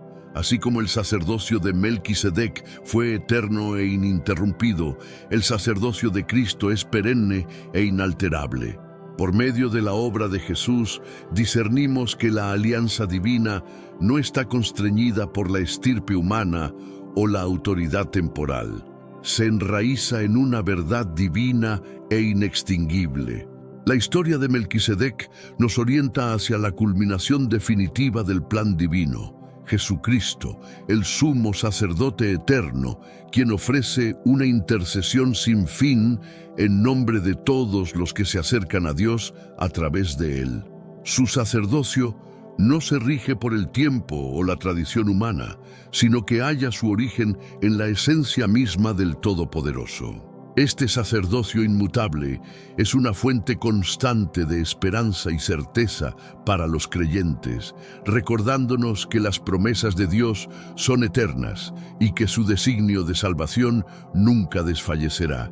Las narraciones de Enoc, Elías y Melquisedec nos infunden la memoria de que los senderos de Dios trascienden los límites de este mundo. Enoc transitó en tal cercanía con el Creador, que fue arrebatado directamente a su presencia, eludiendo la muerte por completo. La vida de fe inquebrantable de Elías culminó en un torbellino de llamas que lo transportó al cielo. Y el sacerdocio enigmático de Melquisedec nos señala el rol eterno de Jesucristo como nuestro sumo sacerdote. Estos hombres excepcionales ilustran lo que significa caminar fielmente con el Altísimo, y sus vidas nos invitan a seguir su ejemplo. Si bien quizás no evitemos el tránsito final como ellos lo hicieron, se nos convoca a caminar en íntima comunión con el Creador, a depositar nuestra confianza en su designio divino y a vivir con el tipo de fe que le agrada. Sus historias nos alientan a forjar una conexión más profunda con Dios, una que trascienda lo efímero y apunte hacia lo sempiterno. Emprendamos el andar con Dios como Enoc lo hizo. Mantengámonos firmes en la fe como Elías lo demostró y encontremos nuestra paz y justicia en el sacerdocio eterno de Jesucristo, la plenitud del rol de Melquisedec. Que sus ejemplos nos inspiren a llevar vidas que reflejen su gloria y profundicen nuestro vínculo con Él. Gracias por unirte a esta travesía de fe. Si este mensaje ha conmovido tu espíritu, te insto a compartirlo con otros y a unirte a nuestra comunidad. No olvides activar la campana de notificaciones para no perderte futuros mensajes que nos ayudarán a todos a crecer en la fe. Sigamos caminando juntos con Dios, brindándonos apoyo mutuo en oración y en amor, mientras procuramos su voluntad para nuestras vidas. En las alturas de una montaña sagrada, apartada del bullicio terrenal, se desplegó un acontecimiento que trasciende el tiempo mismo. Jesucristo se metamorfoseó ante los ojos asombrados de sus seguidores más íntimos. Su rostro irradiaba como el astro solar en su máximo esplendor. Sus vestiduras resplandecían con una luminosidad sobrenatural que desafiaba toda comprensión humana. De repente, dos figuras ancestrales se materializaron a su lado, Moisés y Elías. Esta manifestación no fue una simple alucinación. Tampoco se trató de un sueño alegórico sin fundamento. Fue un instante donde las esferas celestiales tocaron nuestro plano terrenal. Una revelación de la majestad divina, sincronizada perfectamente dentro del plan redentor del Altísimo. Moisés, el gran legislador de Israel, Elías, el profeta ardiente e incorruptible, y Jesús, el Hijo del Dios viviente, posicionado estratégicamente en el epicentro de esta escena extraordinaria. Esta demostración sobrenatural no fue meramente un espectáculo celestial. Constituyó un anuncio divino, un punto de inflexión profético y una confirmación irrefutable de la misión mesiánica. En el contenido de hoy, desglosaremos el significado increíble que se esconde detrás de este momento trascendental. Descubriremos por qué estos dos personajes fueron elegidos específicamente, qué palabras intercambiaron con Jesús, y cómo toda esta escena entrelaza la ley, los profetas, el Evangelio y la gloria venidera. Abre tu Biblia y acomódate, porque lo que aconteció en esa cumbre montañosa continúa hablando a nuestros corazones hoy. Lo que se revela transformará para siempre tu perspectiva sobre la misión de Cristo. Comencemos este viaje extraordinario. Iniciemos explorando el evento en sí mismo, uno de los momentos más enigmáticos y majestuosos registrados en los Evangelios. Esto es lo que conocemos actualmente como la transfiguración. Su importancia es tal que aparece documentada en los tres evangelios sinópticos, Mateo 17, Marcos 9 y Lucas 9. Enfoquémonos primero en el relato de Mateo, que ofrece los detalles más exhaustivos. Mateo 17:1-3 nos narra: 6 días después, Jesús tomó a Pedro, a Jacobo y a Juan su hermano, y los llevó aparte a un monte alto, y se transfiguró delante de ellos, y resplandeció su rostro como el sol, y sus vestidos se hicieron blancos como la luz. Y he aquí les aparecieron Moisés y Elías, hablando con él. Detengámonos momentáneamente aquí. Estos 3 versículos contienen más profundidad de la que percibimos a primera vista. Jesús selecciona a Pedro, Jacobo y Juan, su círculo más íntimo, los mismos 3 que posteriormente lo acompañarían en Getsemaní. Estos constituían los discípulos más cercanos a su corazón, aquellos depositarios de los momentos más íntimos y reveladores de su ministerio terrenal. Ascienden a una montaña elevada. Las Escrituras no la identifican explícitamente, pero numerosos eruditos consideran que se trataba del Monte Hermón, el pico más alto de la región, elevándose más de 9,000 pies sobre el nivel del mar. Esto simboliza los encuentros divinos, similar al Monte Sinaí o al Monte Horeb. Las montañas en las Escrituras frecuentemente representan lugares de revelación divina. Y entonces, súbitamente, sucede el prodigio. Jesús se transfigura ante ellos. La palabra griega utilizada aquí es metamorfo, de donde derivamos la palabra metamorfosis. Significa una transformación completa, no solo en apariencia externa, sino una revelación de su naturaleza divina interior. Su rostro brilló como el sol, y sus vestiduras se volvieron blancas como la luz. Su humanidad fue momentáneamente retirada como un velo. Los discípulos contemplaron un destello de su gloria divina, la misma gloria que poseía antes de que el mundo existiera, Juan 17:5, y la gloria con la que regresará cuando venga nuevamente. Mientras intentan comprender lo que presencian, 2 figuras se manifiestan. No vagamente, no como una visión, sino como hombres reales en forma gloriosa, conversando con Jesús. Esas 2 figuras, Moisés y Elías. Reflexionemos sobre esto. Estos no eran simplemente héroes aleatorios del Antiguo Testamento. No se trataba de una reunión de las estrellas bíblicas. No, esto fue deliberado, intencional, simbólico, profético. Pero ¿por qué estos 2 hombres? ¿Por qué no Abraham, el padre de la fe?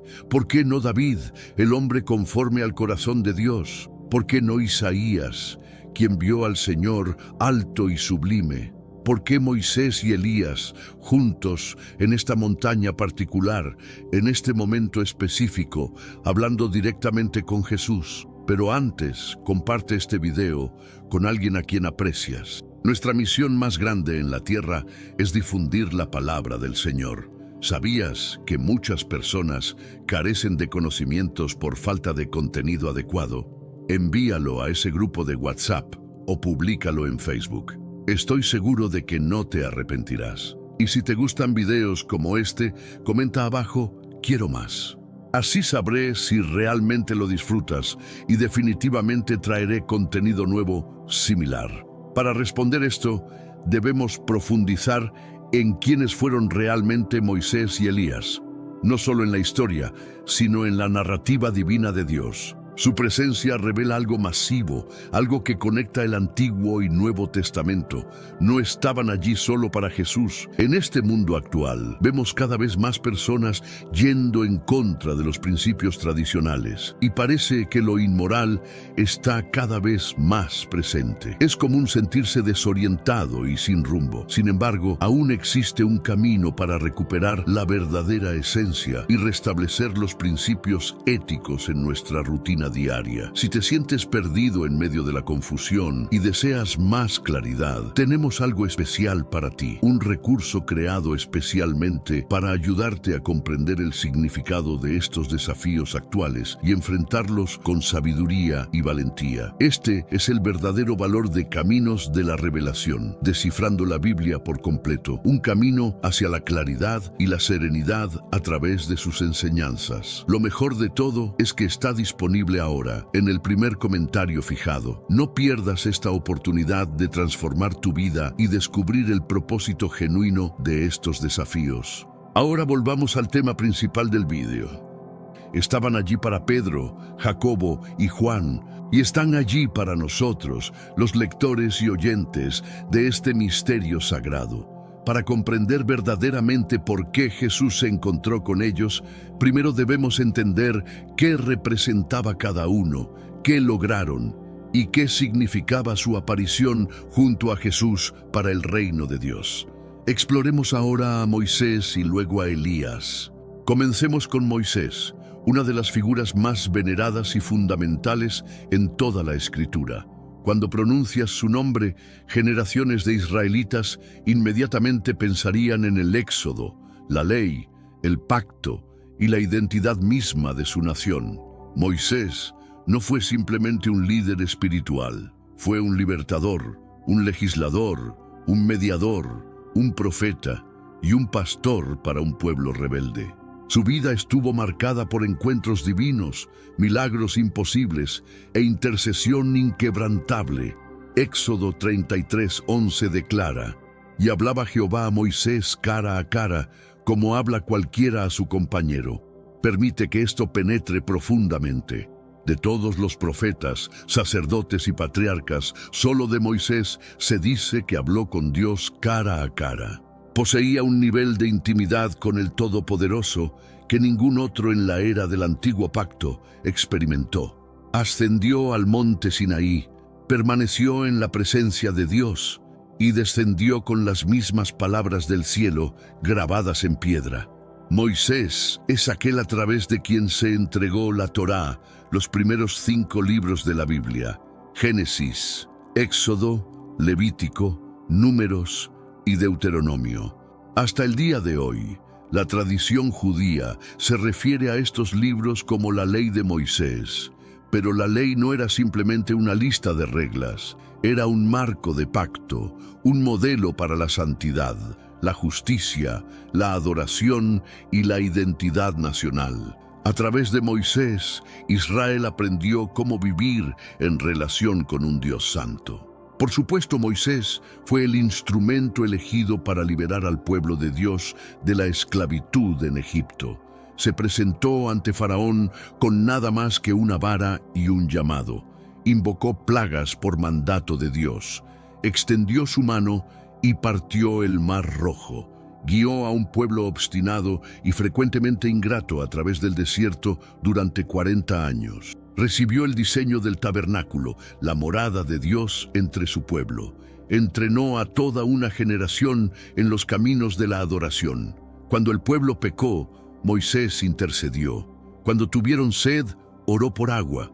Cuando lucharon entre sí, juzgó sus casos. Era un líder, sí, pero también un mediador, cargando el peso de una nación entera sobre sus hombros. Sin embargo, a pesar de toda su grandeza, Moisés mismo sabía que no era el final de la historia.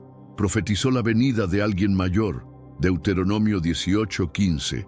Profeta de en medio de ti, de tus hermanos, como yo, te levantará Jehová tu Dios, a él oiréis. Esa es una profecía directa de Jesús. De hecho, el mismo lenguaje usado por Dios Padre en la transfiguración, este es mi Hijo amado, a él oíd, hace eco de las palabras de Moisés. No es coincidencia, es cumplimiento. Moisés estaba diciendo, alguien viene de entre ustedes y hablará las palabras mismas de Dios. Y cuando lo haga, escúchenlo. Por eso Moisés aparece en la montaña, no como un invitado, no como un fantasma del pasado, sino como un testigo del hecho de que todo lo que escribió, todo lo que enseñó, todo lo que guió a Israel a creer, siempre estuvo apuntando hacia Cristo. Jesús es el Moisés verdadero y final. No solo quien trae la ley, sino quien la encarna, quien la cumple, quien reemplaza las tablas de piedra con corazones de carne. Ezequiel 36:26.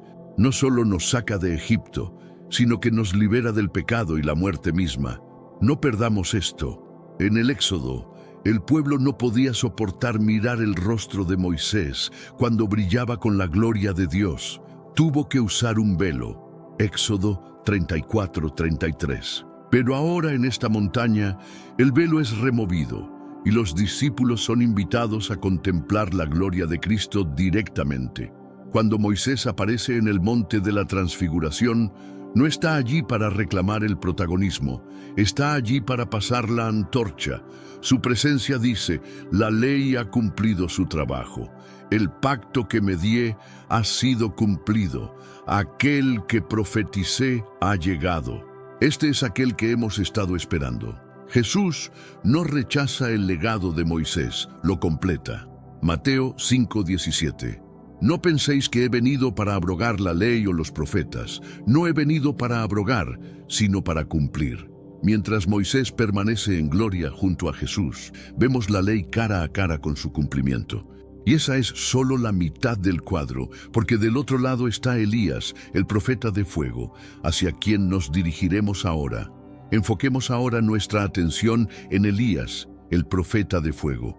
Si Moisés representaba la ley, entonces Elías se alzaba como el estandarte de los profetas. Elías no era un legislador como Moisés, no escribió libros ni codificó rituales, no condujo a Israel fuera del cautiverio ni estableció un pacto nacional.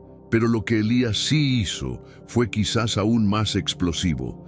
Llamó a una nación entera de vuelta desde el borde de la apostasía. En un tiempo de colapso espiritual, cuando el rey Acab había llevado a Israel a la adoración de Baal y la reina Jezabel estaba matando a los profetas de Yahvé, Elías apareció como un trueno del cielo, audaz, inflexible e inquebrantable. Primero Reyes 18:36-38. Entonces cayó fuego de Jehová y consumió el holocausto. Y viéndolo todo el pueblo, se postraron y dijeron, Jehová es el Dios, Jehová es el Dios. Este enfrentamiento en el Monte Carmelo es una de las escenas más dramáticas del Antiguo Testamento. Elías se enfrentó solo contra 450 profetas de Baal. Se burló de sus rituales vacíos, reconstruyó el altar del Señor, empapó el sacrificio con agua 3 veces y luego oró una simple oración. Y entonces, fuego del cielo. Ese momento no solo probó el poder de Dios, restauró la identidad de Israel. Toda la vida de Elías fue un llamado al arrepentimiento, un llamado a alejarse de la idolatría y regresar al pacto. Pero Elías no era solo un predicador incendiario, era un hombre de milagros. Resucitó al hijo de la viuda, Primera Reyes 17:22. Multiplicó aceite y harina durante una hambruna. Oró y detuvo la lluvia por 3 años y medio. Santiago 5:17. Luego oró nuevamente y los cielos se abrieron. Sin embargo, quizás uno de los aspectos más fascinantes de la vida de Elías es cómo terminó, o más bien, cómo no terminó. 2 Reyes 2:11. Y aconteció que yendo ellos y hablando, he aquí un carro de fuego con caballos de fuego apartó a los dos, y Elías subió al cielo en un torbellino. Elías nunca probó la muerte. Junto con Enoc, es una de solo 2 personas en toda la Biblia que fueron llevados vivos al cielo. Solo eso lo marcó como único entre los profetas, pero aún más convincente es la profecía sobre su regreso. Malaquías 4:5. He aquí, yo os envío el profeta Elías antes que venga el día de Jehová, grande y terrible. Este versículo encendió siglos de expectativa. En los días de Jesús, la expectativa judía era que Elías aparecería nuevamente para inaugurar la era mesiánica. Por eso en las comidas de Pascua judías, incluso hoy, se deja un asiento vacío para Elías, símbolo de la promesa profética que aún espera cumplimiento. Avancemos al Nuevo Testamento. Cuando Juan el Bautista vino predicando en el desierto, muchos preguntaron, ¿eres tú Elías? ¿Por qué? Porque sabían que Elías debía venir primero. Lucas 1:17 nos dice que Juan vino en el espíritu y poder de Elías para hacer volver los corazones de los padres a los hijos. Jesús mismo confirmó esto, Mateo 11:14, y si queréis recibirlo, Él es aquel Elías que había de venir. Así que Juan el Bautista cumplió el papel de Elías simbólicamente. Pero ahora, en el monte de la transfiguración, vemos al Elías literal en gloria junto a Jesús. Su presencia significa algo profundo. Significa que la era de los profetas, aquellos que llamaron a Israel al arrepentimiento, está culminando. Significa que todas las voces proféticas, desde Isaías hasta Jeremías, hasta Malaquías, ahora han convergido en este momento en el tiempo. Significa que aquel de quien hablaron los profetas está aquí, y su trabajo ahora está completo. La aparición de Elías fue una señal, un signo de exclamación divino de que el tiempo del cumplimiento había llegado. En otras palabras, este es aquel de quien hemos estado hablando. Este es el Mesías. El reino de Dios está cerca. Elías no representaba solo a un profeta, los representaba a todos. Todas las advertencias, todas las promesas, todas las esperanzas, todo lo que los profetas habían declarado ahora estaba encarnado en Jesús. Así como Elías se enfrentó audazmente a reyes y dioses falsos, ahora permanece junto al Rey de Reyes, el Dios verdadero y viviente, radiante en gloria celestial. Cuando Pedro, Jacobo y Juan levantaron la vista y vieron a Elías junto a Moisés, con Jesús en el centro, esto no era solo un momento sobrenatural, era una confirmación. La ley y los profetas habían encontrado su cumplimiento en el Hijo de Dios, y la voz del cielo estaba a punto de decirlo. Ahora hemos visto por qué Moisés y Elías juegan cada uno un papel crucial en el monte de la transfiguración. Pero profundicemos aún más. Moisés y Elías eran más que 2 grandes hombres del pasado de Israel. Eran más que líderes milagrosos. Eran símbolos, encarnaciones vivientes de los 2 pilares principales de las escrituras hebreas. Moisés representa la ley. Elías representa a los profetas. Juntos representan todo el testimonio del Antiguo Testamento.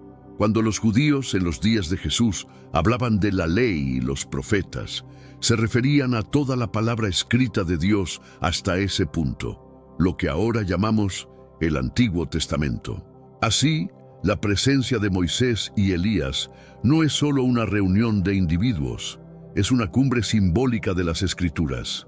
Vayamos a las palabras del mismo Jesús, Lucas 24:27. Y comenzando desde Moisés y siguiendo por todos los profetas, les declaraba en todas las Escrituras lo que de él decían. Este versículo proviene de ese momento inolvidable después de la resurrección en el camino a Emaús. Jesús camina con dos discípulos que están desanimados, confundidos e inconscientes de quién es Él. ¿Y cómo elige revelar la verdad? Abriendo Moisés y los profetas y mostrándoles cómo cada parte de la Escritura apuntaba hacia Él.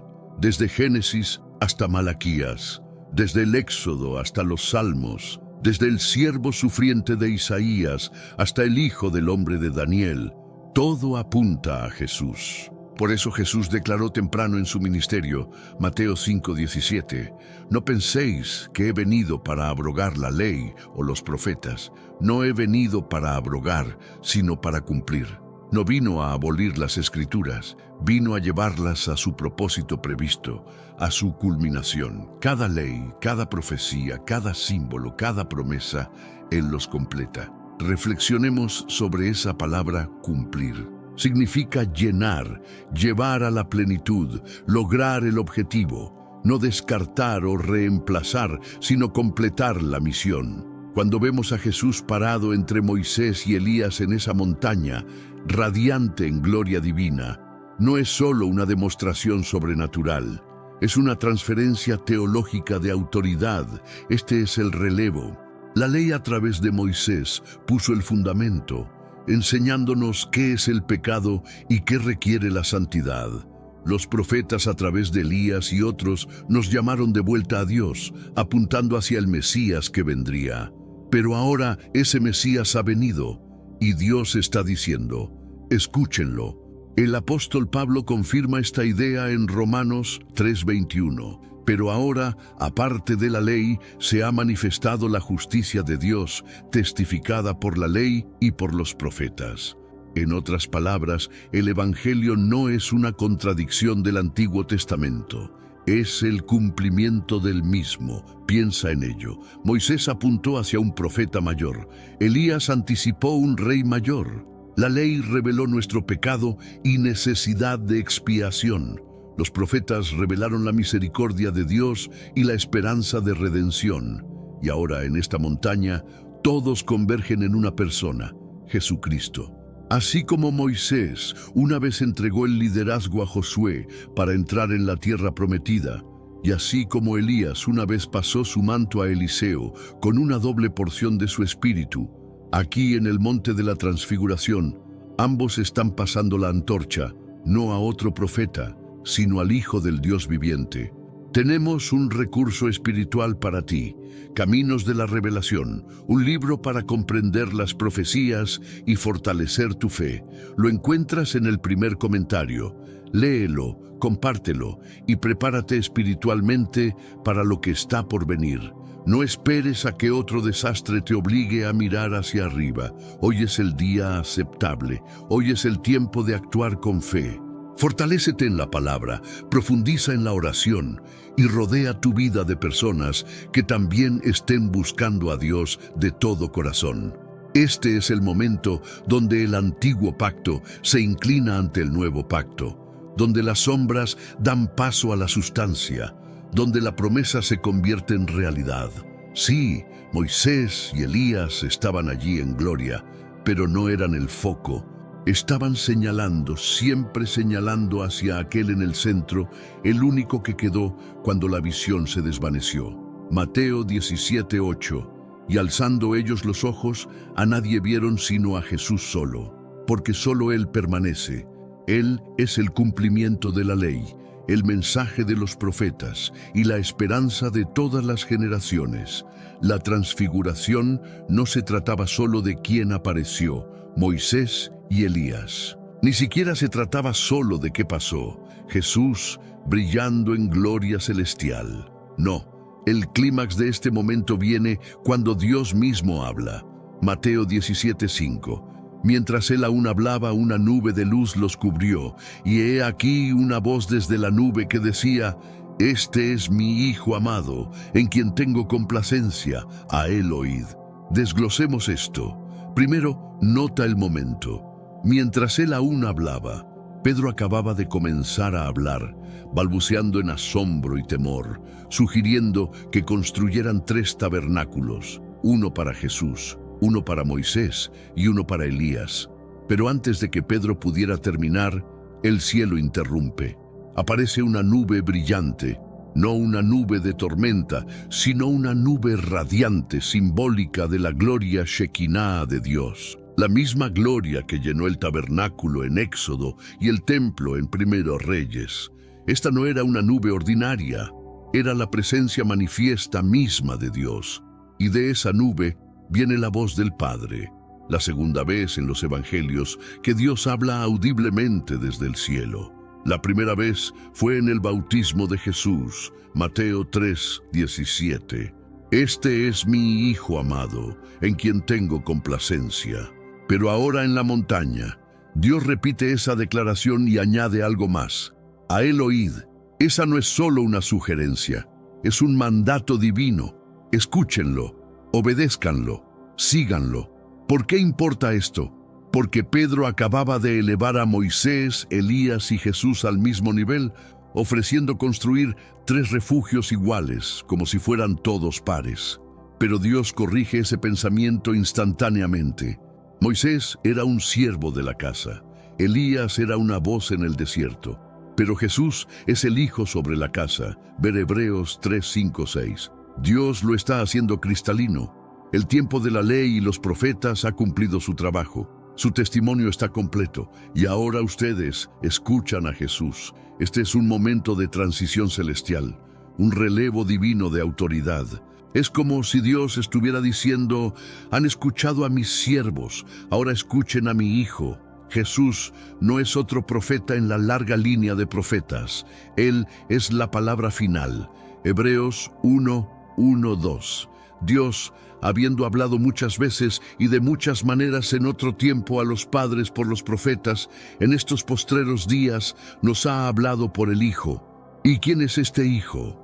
El amado del Padre, aquel en quien el Padre tiene complacencia, la encarnación de la verdad y gloria divinas. Y ese mandato, a él oíd, lleva peso eterno. Hace eco de Deuteronomio 18:15, donde Moisés profetizó: Profeta os levantará Jehová vuestro Dios de entre vuestros hermanos, como a mí, a él oiréis. Ahora Dios Padre está identificando personalmente a Jesús como ese profeta, ese prometido. Es el cumplimiento de las antiguas palabras de Moisés, atestiguado no solo por los discípulos, sino por el cielo mismo. Este ya no era un momento solo para Pedro, Jacobo y Juan. Era una declaración al mundo entero, que Jesús es el Hijo amado de Dios, que su autoridad supersede a todas las demás, que debe ser escuchado por encima de la ley, por encima de los profetas, por encima de toda voz terrenal. No perdamos esto. En un mundo lleno de voces, de maestros, religiones, filosofías, opiniones y doctrinas, Dios dice, a él oíd. Ese único mandato aún resuena hoy, porque cuando la nube se levantó, cuando Moisés y Elías se desvanecieron, cuando la visión celestial se desvaneció, Mateo 17:8, y alzando ellos los ojos, a nadie vieron sino a Jesús solo, a nadie sino a Jesús, porque al final solo Jesús permanece. Hay algo profundamente intencional sobre dónde sucede la transfiguración, en una montaña. En las Escrituras, las montañas son lugares de encuentro. Se elevan por encima del ruido del mundo, simbolizando la elevación de nuestros pensamientos, nuestros espíritus y nuestro entendimiento. Pero más que eso, hay un conjunto poderoso de paralelos entre esta montaña, el monte de la transfiguración, y el famoso monte Sinaí, donde Moisés primero encontró la presencia de Dios. Caminemos juntos a través de esos paralelos. Moisés subió al monte Sinaí para encontrarse con Dios. Jesús sube al monte de la transfiguración, trayendo 3 testigos con él. En Sinaí, una nube de gloria descendió sobre la montaña. Aquí también una nube brillante envuelve la escena, simbolizando la presencia manifiesta de Dios. En Sinaí, la voz de Dios tronó desde dentro de la nube, declarando su pacto. En la montaña con Jesús, la voz de Dios habla nuevamente, declarando a su Hijo y emitiendo un nuevo mandato. A él oíd. Después de su encuentro en Sinaí, el rostro de Moisés brilló con una gloria que se desvanecía, tanto que tuvo que velarse el rostro del pueblo. Pero ahora en esta nueva montaña, todo el ser de Jesús resplandece, no de gloria reflejada, sino de su propia naturaleza divina, irradiando luz que no se desvanece. ¿Ves la conexión? Lo que Moisés experimentó en parte, Jesús lo revela en plenitud. Donde Sinaí era ley, esta montaña es gracia. Donde Sinaí era terror, esta montaña es invitación. Éxodo 19:16. Aconteció al tercer día, cuando vino la mañana, que vinieron truenos y relámpagos, y espesa nube sobre el monte, y sonido de bocina muy fuerte, y se estremeció todo el pueblo. En Sinaí, el pueblo estaba aterrorizado. Se mantuvieron a distancia, temerosos de siquiera acercarse a la montaña. Solo Moisés tenía permitido subir. El pueblo no podía acercarse. Éxodo 20:19. Y dijeron a Moisés: habla tú con nosotros, y nosotros oiremos, pero no hable Dios con nosotros para que no muramos. Pero ahora en el monte de la transfiguración todo es diferente. Todavía hay una montaña, todavía hay una nube, todavía hay una voz. Pero esta vez, en lugar de alejar a la gente, Dios los está acercando. En lugar de un temor santo que demanda distancia, hay una gloria radiante que invita a la relación. Porque ahora Jesús es la montaña que escalamos. Él es el puente entre el cielo y la tierra. Él es el mediador que no solo sube en nuestro nombre, sino que nos trae con Él. Hebreos 12:18-24. Porque no os habéis acercado al monte que se podía palpar y que ardía en fuego, sino que os habéis acercado al monte de Sión, a Jesús el mediador del nuevo pacto. El contraste es asombroso. En Sinaí, Dios dio la ley a través de un siervo. En el monte de la transfiguración, Dios nos da a su Hijo el cumplimiento de esa ley. En Sinaí, al pueblo se le dijo: manténganse atrás. Aquí en Cristo se nos dice: acérquense. Jesús no es solo el Moisés mayor, quien media un pacto mejor. También es el Elías mayor, la voz del profeta verdadero y final. ¿Y qué hacen los profetas? No solo predicen el futuro, revelan la voluntad de Dios, llaman a la gente de vuelta al pacto, a la verdad y a la adoración. Jesús cumple ese papel, pero perfectamente. No solo trae una palabra de Dios, Él es la palabra de Dios. Juan 1:14. Y aquel verbo fue hecho carne, y habitó entre nosotros, y vimos su gloria. Así que este momento en la montaña no es simplemente una repetición de Sinaí, es una superación del mismo. Es la declaración de un nuevo pacto, en el cual la gloria que una vez aterrorizó, ahora se convierte en nuestro punto de acceso a la gracia. Permaneciendo en el centro de todo está Jesús, radiante en gloria, afirmado por el Padre, por encima de la ley, por encima de los profetas, y más cerca que nunca de los corazones de los hombres. Este ya no es un Dios que se esconde detrás del trueno y el humo. Este es un Dios que dice: este es mi Hijo amado, escúchenlo. Porque en Jesús la gloria inaccesible se vuelve personal. ¿Por qué Jesús llevó solo a 3 discípulos para presenciar este momento extraordinario en la montaña? ¿Por qué no a los 12? ¿Por qué no a toda la multitud? La respuesta revela algo profundo, no solo sobre el evento mismo, sino también sobre el llamado único de Pedro, Jacobo y Juan. Estos 3 no eran simplemente amigos más cercanos, formaban lo que muchos llaman el círculo íntimo de Jesús. Una y otra vez en los evangelios los vemos señalados para los momentos más íntimos e intensos del ministerio de Jesús. Cuando Jesús resucitó a la hija de Jairo en Marcos 5, solo permitió que Pedro, Jacobo y Juan entraran al cuarto. Cuando Jesús agonizó en Getsemaní, sudando gotas de sangre, trajo a estos mismos 3 para orar con él más cerca que el resto. Y ahora, en el monte de la transfiguración, son nuevamente estos 3 quienes son invitados a ver su gloria revelada. ¿Pero por qué?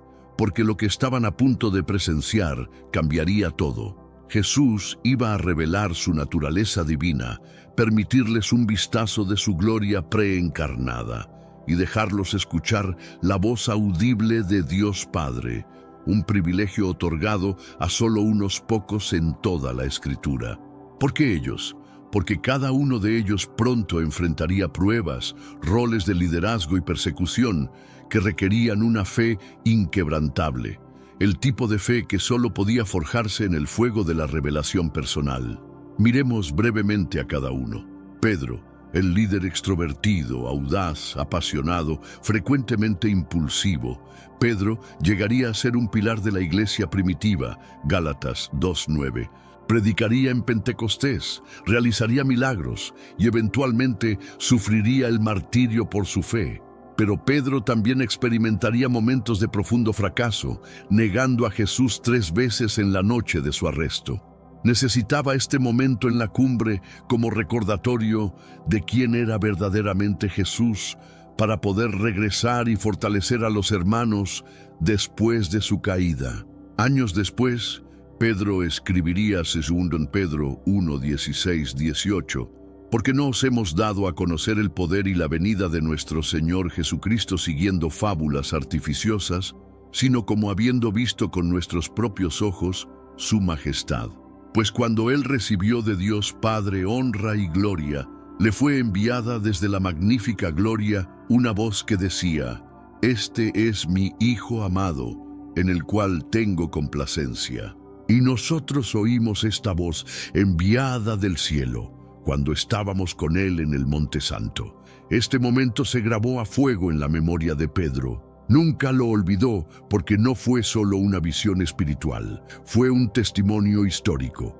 Jacobo, el hermano de Juan, uno de los hijos del trueno, un hombre de profunda convicción. Jacobo llegaría a ser el primer apóstol en morir por la fe, ejecutado por Herodes en Hechos 12:2. No vivió mucho después de la resurrección, pero vivió audazmente. Y quizás fue este vistazo de gloria, este encuentro con la majestad de Cristo, lo que le permitió enfrentar la espada con valor. No vio a un maestro en esa montaña, vio al Rey de Gloria y eso cambió todo. Juan, el discípulo a quien Jesús amaba, el más joven de los 12, aquel que se recostó en el pecho de Jesús en la última cena.